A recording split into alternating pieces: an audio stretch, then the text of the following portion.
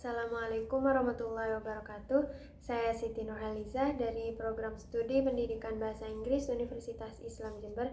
Di sini saya akan menjelaskan tentang bagaimana Pancasila menjadi sistem etika. Nah, sebelum saya menjelaskan tentang etika Pancasila, urgensi dan esensi Pancasila, sumber historis, politis, dan sosiologis, saya akan menjelaskan terlebih dahulu tentang apa itu etika. Nah, etika itu berasal dari bahasa Yunani ethos yang berarti tempat tinggal, kebiasaan hidup, watak, dan cara berpikir.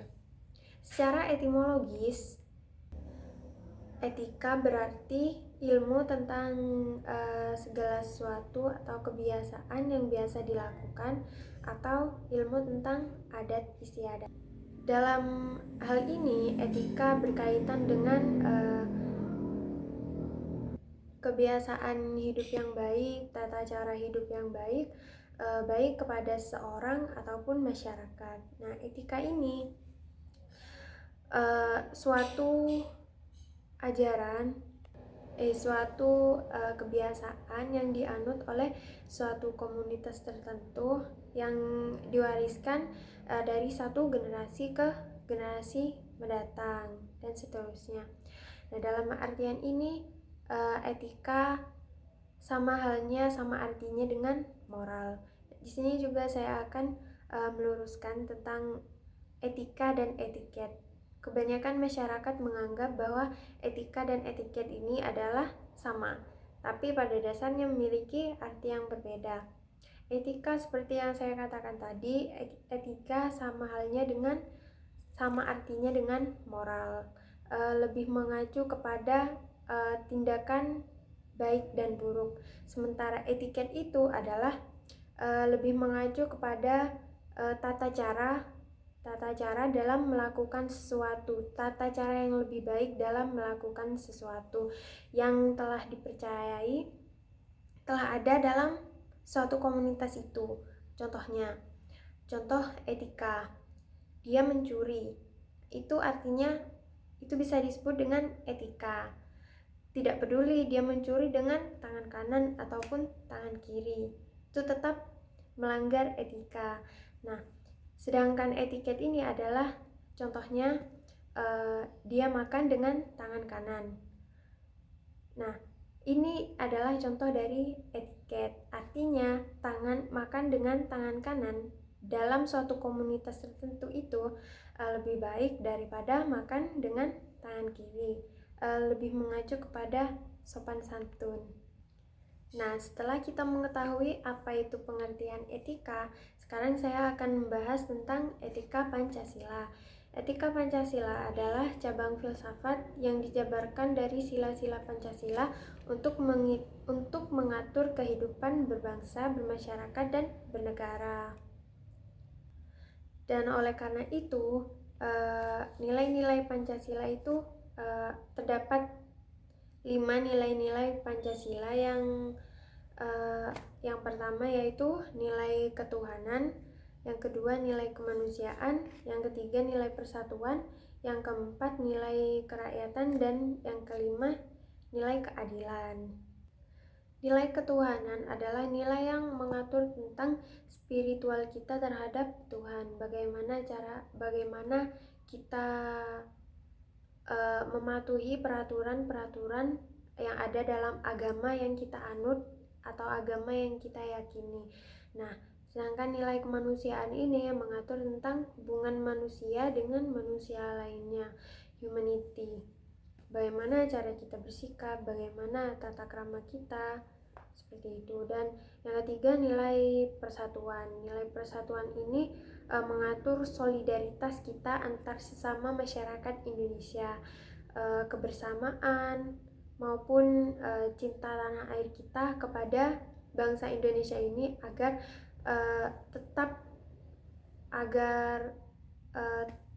negara ini tetap bersatu dalam satu kesatuan begitu.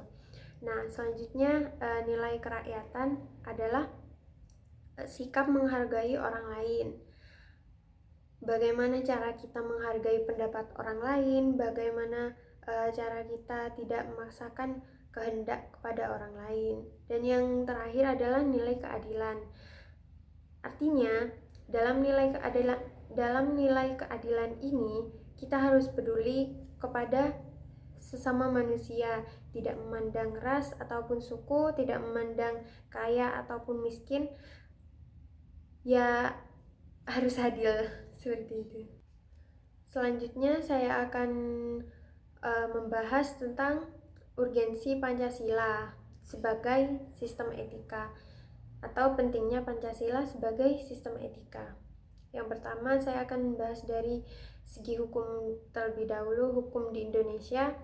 Nah, hukum di Indonesia saya rasa kurang menganut nilai-nilai Pancasila dari segi keadilan. Kenapa? Karena saya rasa hukum-hukum di Indonesia ini memandang antara kaya dan miskin, pejabat dan rakyat biasa. Nah, dari hal seperti itu yang harus kita ubah agar generasi-generasi selanjutnya bisa melaksanakan hukum di Indonesia ini berdasarkan nilai-nilai yang terkandung dalam Pancasila. Yang kedua adalah masih adanya perilaku terorisme di Indonesia yang membuat toleransi kita antar umat beragama itu menurun, sehingga bisa menyebabkan kesalahpahaman dari agama yang satu dengan agama yang lainnya, sehingga bisa membahayakan persatuan dan kesatuan bangsa Indonesia. Dan selanjutnya adalah di Indonesia ini masih banyak terjadinya kasus pelanggaran HAM, hak asasi manusia. Dari sini kita bisa melihat kurangnya kesadaran masyarakat Indonesia dalam menganut nilai-nilai yang ada dalam Pancasila itu sendiri, yang mengajarkan bahwa kita harus menjaga hubungan baik antara manusia satu dengan manusia yang lainnya, dan juga menghargai pendapat orang lain atau mengetahui hak-hak orang lain. Artinya kesadaran masyarakat Indonesia dalam kasus ini masih kurang dalam menganut nilai-nilai Pancasila sebagai sistem etika bangsa Indonesia ini. Nah, setelah kita membahas urgensi Pancasila sebagai sistem etika, selanjutnya saya akan membahas tentang alasan diperlukannya Pancasila sebagai sistem etika. Yang pertama adalah dekadensi atau penurunan moral yang melanda masyarakat. Penurunan moral yang melanda masyarakat, terutama generasi muda di era globalisasi saat ini. Seperti yang kita ketahui, budaya-budaya luar dengan mudahnya masuk ke Indonesia ini. Nah, kebanyakan apalagi anak muda sekarang saat ini lebih tertarik kepada budaya asing daripada budaya dalam negeri. Itu bisa menghancurkan budaya lokal dari Indonesia itu sendiri. Nah, contoh lain adalah penyalahgunaan narkoba dan menurunnya sikap moral kepada orang tua.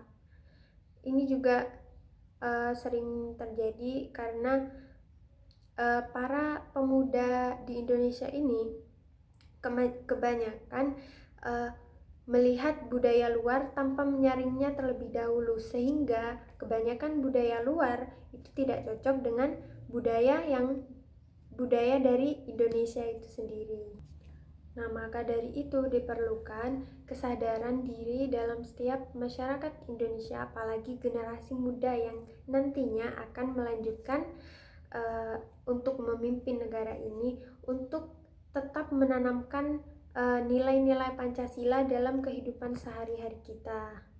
Selanjutnya adalah kerusakan lingkungan yang berdampak buruk bagi semuanya.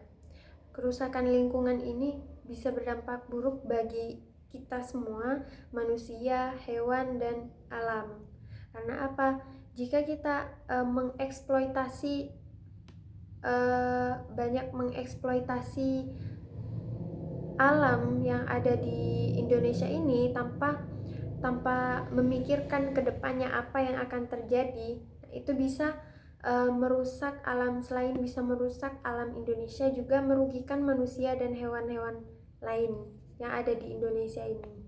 Maka dari itu kita harus mengambil sesuatu sesuai kebutuhan kita.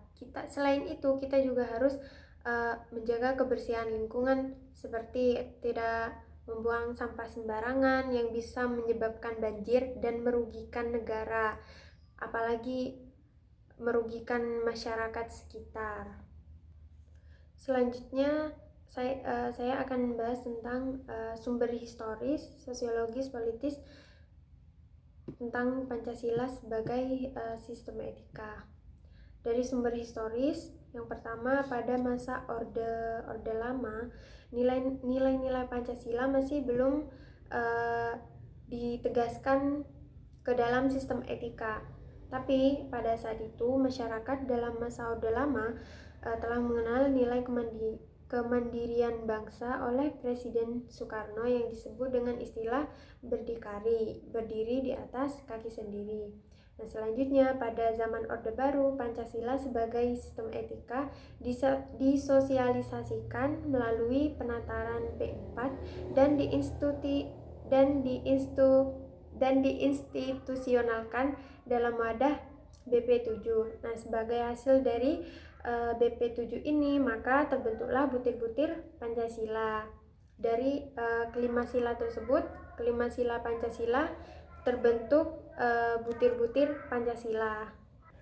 Nah, selanjutnya pada era reformasi ini, Pancasila sebagai sistem etika tenggelam dalam hiruk-pikuk perebutan kekuasaan yang menyebabkan pelanggaran politik dan menyebabkan baik dilakukan oleh lembaga legislatif, eksekutif, dan yudikatif, sehingga terjadilah korupsi. Selanjutnya, dari sumber sosiologi sendiri kita dapat temukan itu dalam kehidupan bermasyarakat dari berbagai etnik di Indonesia, dari kearifan lokal yang ada di Indonesia. Nah, ini selanjutnya dari sumber politik sebagai nilai etika terdapat pada norma-norma dasar Pancasila. Norma-norma dasar sebagai sumber penyusunan berbagai peraturan perundang-undangan di Indonesia. Nah, di sini Pancasila ini sebagai suatu memiliki kedudukan yang tinggi, yang bersifat abstrak. Nah, sedangkan Undang-Undang Dasar ini memiliki kedudukan setelah Pancasila, namun bersifat konkret. Dan selanjutnya saya akan membahas tentang esensi Pancasila sebagai sistem etika. Dimulai dari hakikat sila ketuhanan, yaitu terletak pada keyakinan bangsa Indonesia bahwa Tuhan sebagai penjamin prinsip moral. Artinya setiap perilaku warga negara harus didasarkan atas nilai moral yang bersumber pada moral agama. Yang kedua adalah hakikat sila kemanusiaan, terletak pada actus humanus, manusia harus bersikap adil terhadap manusia yang lain dan beradab sesuai dengan norma yang berlaku, sehingga terjamin kebersamaan antar makhluk. Selanjutnya adalah hakikat sila persatuan, terletak kepada kesediaan untuk hidup bersama sebagai warga negara yang lebih mementingkan kepentingan bersama, kepentingan negara daripada kepentingan pribadi. Jadi kepentingan negara dan kepentingan bersama masyarakat lebih dipentingkan daripada kepentingan pribadi untuk tetap menjaga persatuan dan kesatuan bangsa. Dan yang selanjutnya adalah hakikat sila kerakyatan, terletak pada prinsip musyawarah untuk mufakat, yang artinya menghargai diri sendiri sama halnya dengan menghargai orang lain. Artinya kita menempatkan jika kita ingin dihargai, maka kita harus menghargai orang lain juga. Dan yang terakhir adalah hakikat keadilan sosial bagi seluruh rakyat Indonesia, yang artinya yang lebih menjurus kepada keadilan tersebut artinya semua orang harus bersikap adil kepada siapapun itu tanpa memandang ras ataupun suku, kaya ataupun miskin, masyarakat ataupun pejabat. Jadi semua baik dalam bidang hukum, bidang politik, bidang pendidikan, semuanya harus adil sesuai dengan nilai-nilai Pancasila. Nah, dari penjelasan tersebut dapat disimpulkan bahwa Pancasila itu sangat penting sebagai norma etika. Sebagai etika kita dalam berkehidupan, berbangsa dan bernegara. Pancasila itu menjadi rambu-rambu untuk kita dalam berkehidupan, berbangsa dan bernegara, sehingga terciptalah negara yang makmur, adil dan sejahtera. Cukup sekian mungkin penjelasan dari saya, kurang lebihnya mohon maaf. Wassalamualaikum warahmatullahi wabarakatuh.